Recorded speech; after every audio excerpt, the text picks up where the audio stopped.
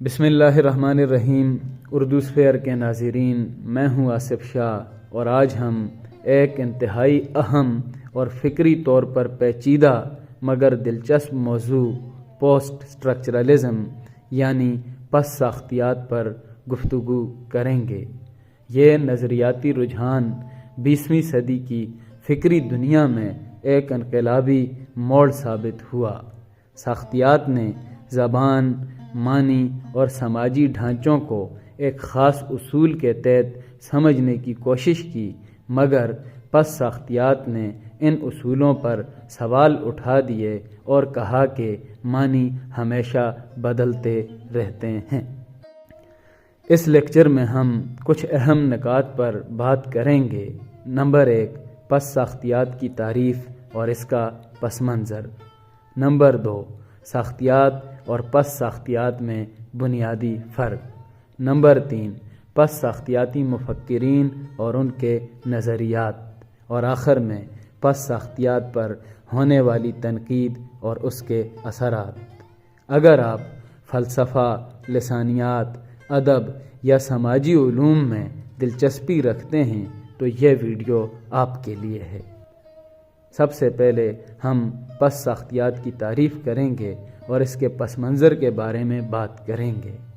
پس ساختیات ایک ایسا فکری رجحان ہے جو 1960 کی دہائی میں فرانس میں ابھرا۔ یہ ساختیات یعنی اسٹرکچرلزم کے رد عمل میں سامنے آیا، جس کا مقصد زبان، متن اور سماجی ڈھانچوں کو ایک منظم اصول کے تحت سمجھنا تھا۔ مگر پس ساختیاتی مفکرین نے کہا کہ کوئی بھی معنی مستقل یا حتمی نہیں ہوتے۔ زبان خود تضادات سے بھری ہوتی ہے اور متن کا مطلب وقت کے ساتھ تبدیل ہوتا رہتا ہے۔ مصنف کی نیت اتنی اہم نہیں جتنی کہ قاری کی تعبیر۔ ساختیات سے پس ساختیات تک۔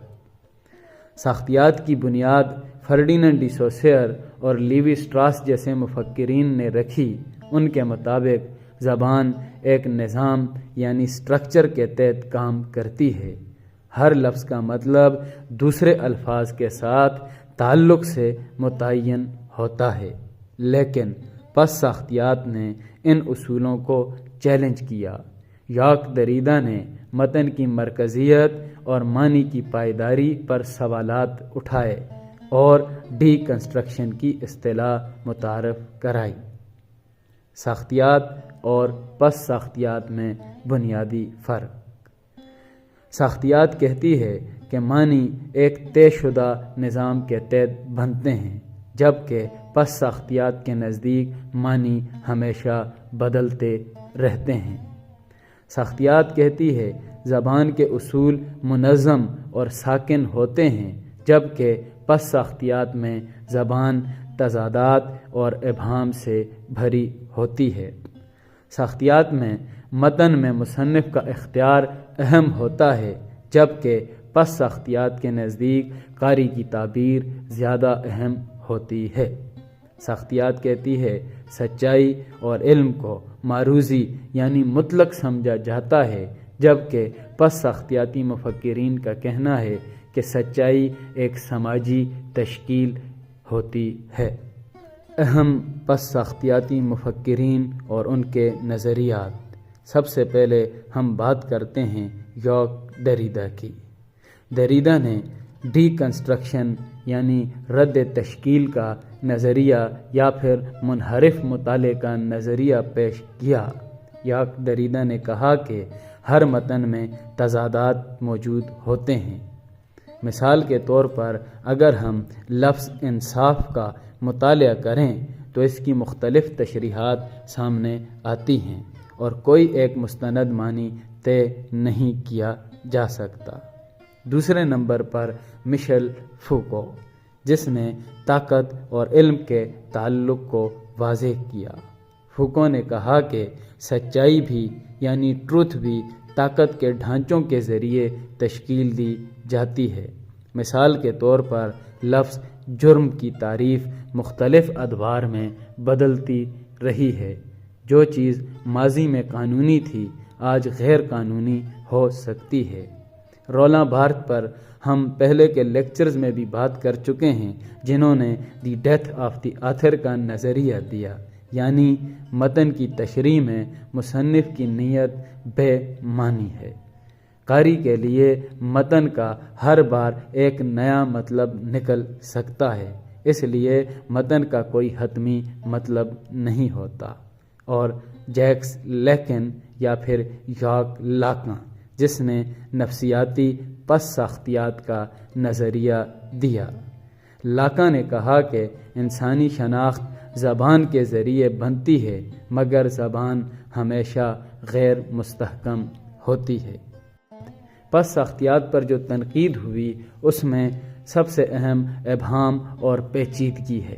پس ساختیات پر اکثر یہ اعتراض کیا جاتا ہے کہ اس کے نظریات غیر ضروری طور پر پیچیدہ ہیں اور عام فہم نہیں، یعنی عام سمجھ میں آنے والے نہیں۔